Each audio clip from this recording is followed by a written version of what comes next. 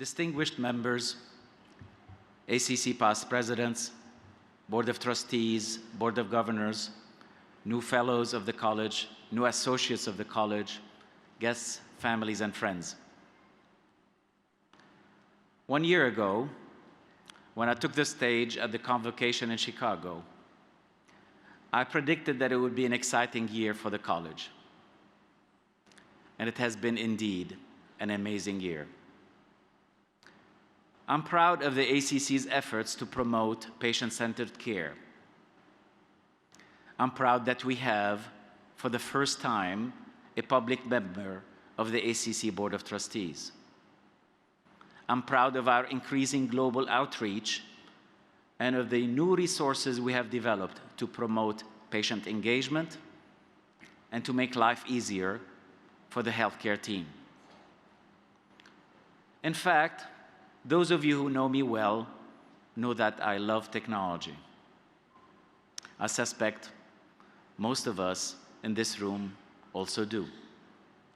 But as I reflected on this past year, on our collective achievements and the memories that are most important to me, I realized that the most salient features of the past 12 months had little to do with new apps, new technologies, new discoveries, or new data. Instead, what will stay with me most are those events that fostered an intense human connection. One event stands out to me in particular, the experience of being a torchbearer at the 2012 Summer Olympics. Now, I have to preface these comments by saying I'm not a runner. I only started to exercise regularly a few years ago with a Russian trainer, nonetheless. But I hated running.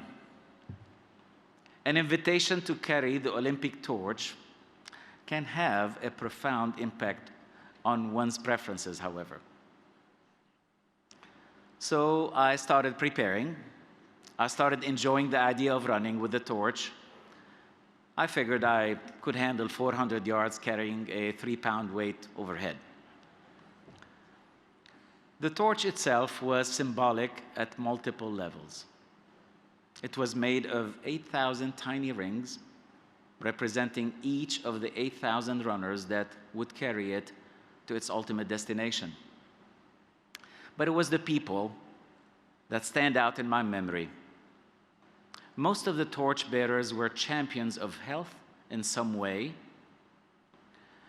either as professional healthcare givers or through having overcome their own adversity and then using their experience to help others. The person whose flame lit my torch had had craniopharyngioma. The tumor, and 5 surgeries later, had left him blind. Yet he was known throughout Oxford for his volunteer work with numerous patients at the local hospitals. The person whose torch I lit had been crippled by scoliosis, and then multiple surgeries had left him paralyzed from the neck down.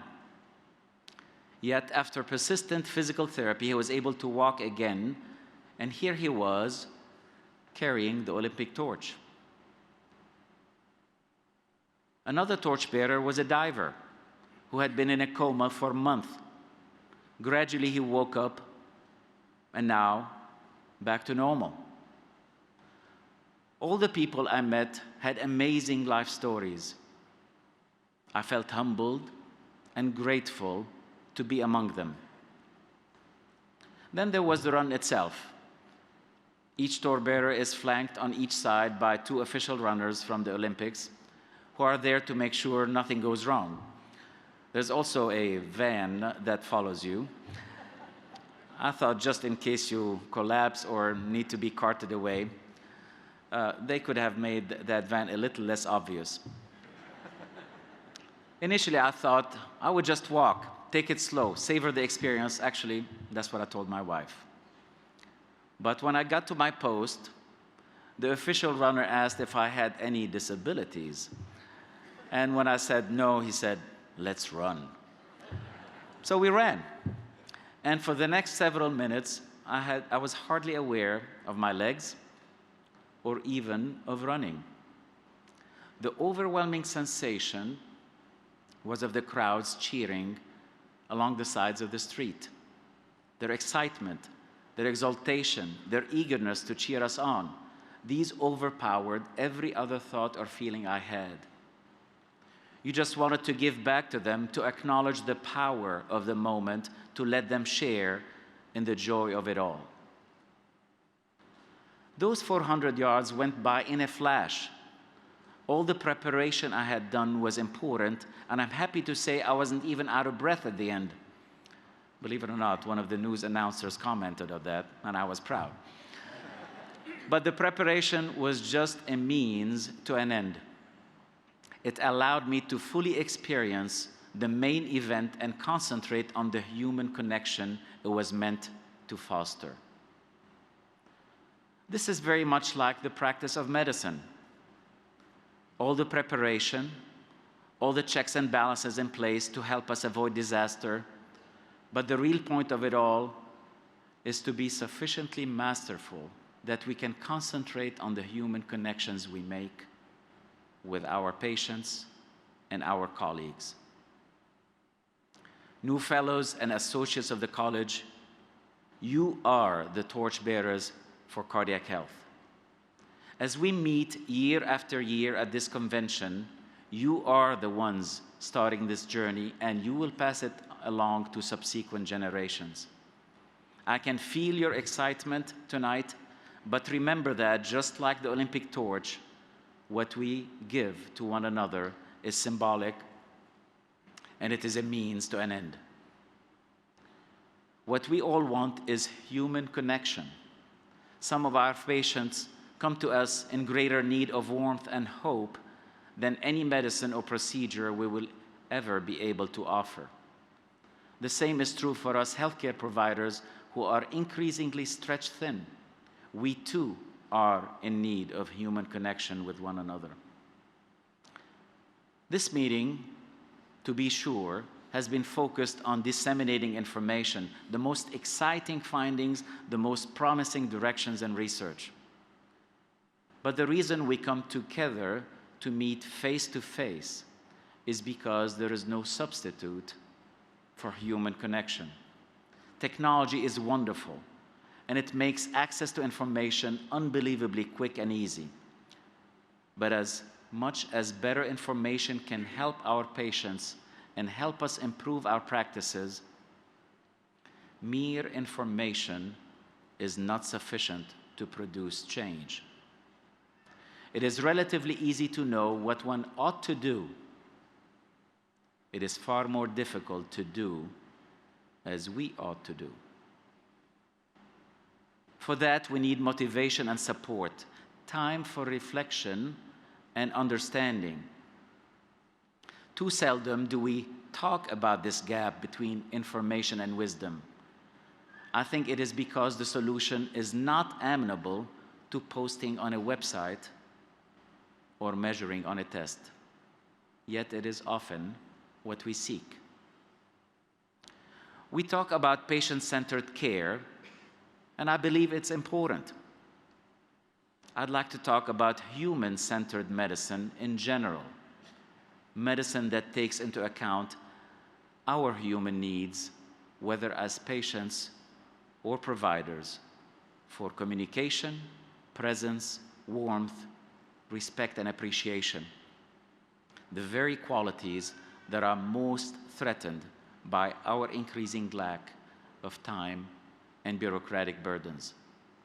I'm suggesting we put the heart back into cardiology. I submit to you that this is as important in securing the future of healthcare as taking care of patients at present. It is our collective duty. I have no doubt that each one of us does our best to carry out our responsibilities, be it as a caregiver, pharmacist, researcher, or administrator. But I want to encourage all of you to remember the importance of the human connection. Keep searching for what people around you really need. Find your compassion, find your passion, and see it through. Engaging beyond the call of duty enriches our professional and personal lives. I have learned so much from being engaged in the college throughout the years. It has contributed so much to my own growth as a physician and as a human being. This past year has been the pinnacle of my learning process thus far because it has brought me into contact with so many sterling individuals I would not have met otherwise. I want to close by thanking the members of the Executive Committee, trustees, governors for their wisdom, my colleagues at the Methodist DeBakey Heart and Vascular Center, who selflessly stepped in to fill the void that opened as I carried out my presidential responsibilities. For our member volunteers and the incredible ACC staff who are tireless in their efforts to carry the mission and vision of the college. For my family who's here tonight, who have been so supportive every step of the way, keeping up with my trail on our large physical map of the world that I described to you last year. The 65th trip of the year on this map brought me here to San Francisco among all of you. It has been a phenomenal, enriching, and memorable year. I want to thank you for your trust and for the opportunity to serve the college. Thank you very much.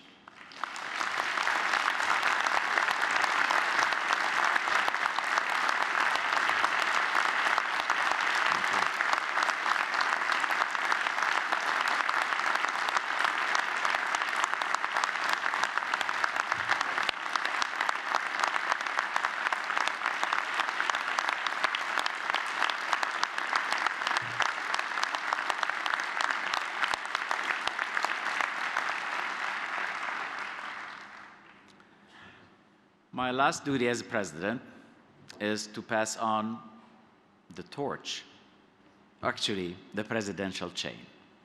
And it is to your next president, Dr. John Gordon Harold.